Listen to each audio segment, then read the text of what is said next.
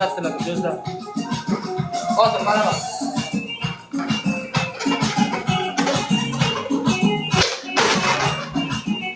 Şar. Olmaz bir şey. Ka. Şardı.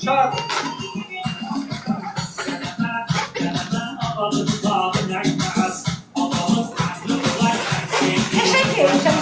Narahat olma.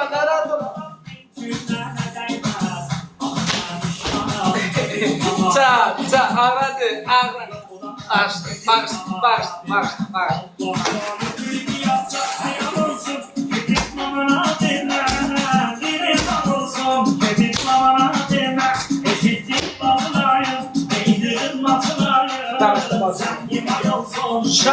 Şart. Onlar bir şart. Üstüne daldı. Onlar bir şey. Hadi sakla.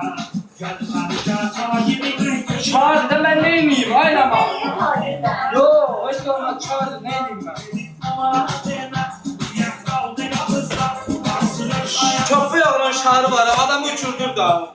Çok bir oğlun şarı. Şardı böyle şardı. Büyük şardı. Hala vakta ne kadar var?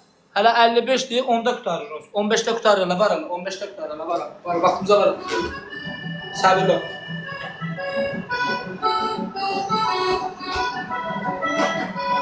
Şar değil o. Nedir bu?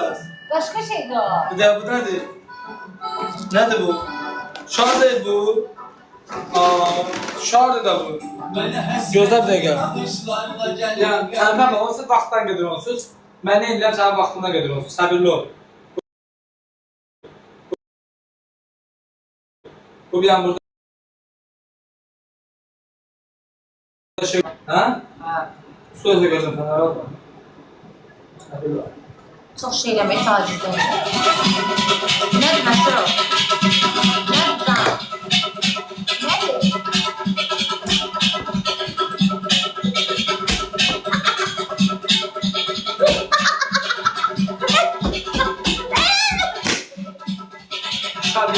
Gözler.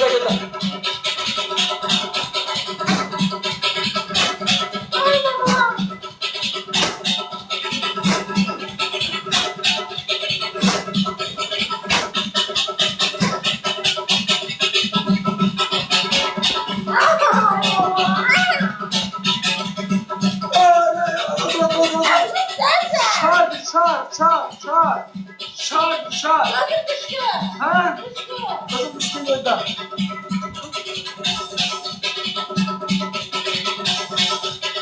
Merhaba söyleyeceğim. Ha. Gözü aç.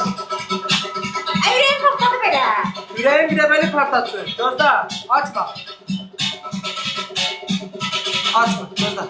Ha.